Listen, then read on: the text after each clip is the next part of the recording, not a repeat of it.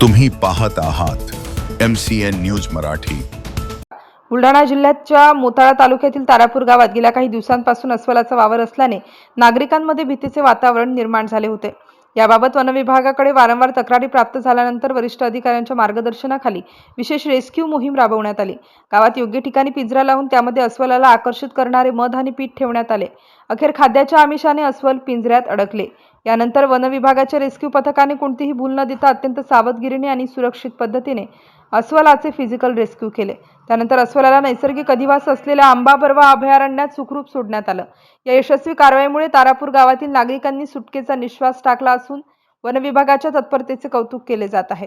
या रेस्क्यू मोहिमेत प्रफुल्ल मोरे, संदीप मडावी, बाळासाहेब घुगे, अमोल चव्हाण, पवन वाघ, प्रकाश चव्हाण, जितू शेळके, अश्विन गुरुहवले आणि वैभव पुड या वन कर्मचाऱ्यांनी महत्त्वाची भूमिका बजावत आपली जबाबदारी यशस्वीरित्या पार पाडली।